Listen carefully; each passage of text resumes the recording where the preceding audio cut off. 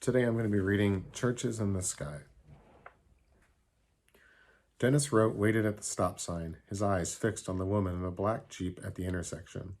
She looked just exactly like his wife, Katie. But he knew Katie was at home. He had just left there, and she hadn't driven a black Jeep in more than 10 years. Still, this woman was identical, with her curly black hair and short bangs, close-set eyes and pencil lips, and as she pulled through the crossing, carefully measuring the angle with his car as she passed, Dennis noticed that she even had the same port wine-stained birthmark on her left cheek. Dennis was so flustered and confused that he just sat there at the stop for a minute after she was gone. Finally, headlights behind him spurred him to motion, and he tried to call Katie, but she didn't answer. He wanted to tell her about the strange coincidence, but if he was being honest with himself, he was also checking to see if she was still at home. He drove down the quiet road, completely wrapped in his head, ignoring the sad electronic music on the radio, past the murmuring brook, through the forlorn tunnels of trees with dead winter branches. He pulled up to the next intersection, opposite a red hatchback that looked exactly like the one his mom drove. Unable to resist, he peered in as he drove by them, and without question, the woman was the striking image of his mother, who lived on the other side of the country in California.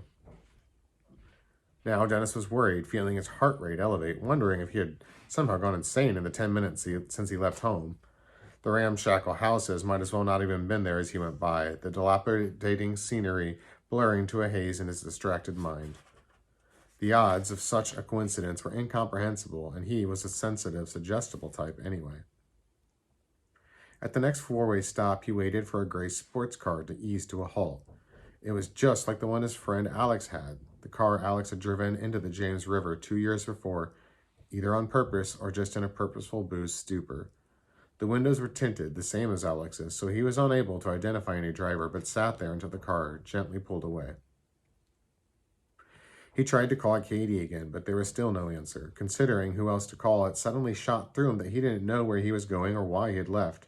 A confusing wave of fear overtook him as he questioned everything. He thought he remembered walking out the door and casually driving through his little subdivision, but now as he focused on it, the memory seemed to fade like a dream in the morning.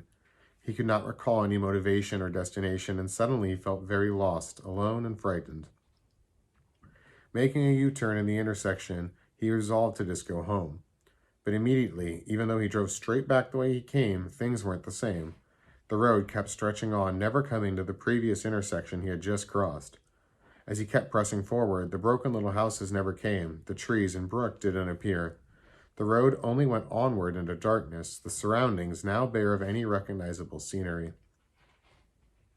Dennis called 911, believing that whatever was happening, he was in some kind of trouble, but no one answered. He hadn't known that was even possible, and now questioning his whole mental state, he pulled over to the side of the road. Taking a few deep breaths, he wondered if he should start walking in different directions.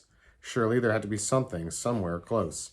He couldn't have gotten himself that lost in however long it had been since he left. Then he noticed approaching headlights and recognized that he hadn't seen any traffic save for the 3 vehicles from his past. As the little orbs grew closer, his head began to swim with possibilities. The lights were small, almost emotive circles, the type that were on his father's vintage Chevrolet pickup truck, the one that co-starred in half the pictures of his dad that his dad had ever seen. It had already been an antique back then, and Dennis had heard a million times now what the truck had meant to his father and how much he loved working on it. His mom had to sell it after his death to help cover the hospital and funeral costs. Dennis shivered and felt a cold shadow in his body as the truck passed, ambiguous in the cover of night. He started to cry, picked up his phone and quickly attempting to send a text message that said, "Please help," to multiple people, but he had no connection, and they all stalled. Losing himself, he beat his hands on the steering wheel and screamed. Choral music entered slowly through the speakers, and it occurred to Dennis that it had been quiet for a while. The music from before had dissipated without him noticing.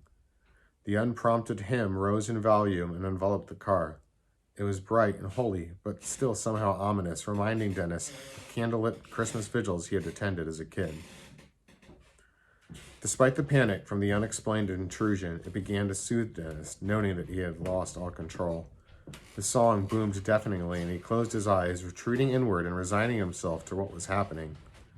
He felt warmth on his face and imagined the beaming sun welcoming him in, the gates of heaven opening wide, and a crowd of familiar faces greeting him with love and excitement. Then there was the sound of crashing metal, of pieces being pulled apart, cries and screams, and Dennis felt cold. Everything went dark, but the voices were still singing, angel voices lost on the empty road. That was Churches in the Sky from No More Days. Thank you so much.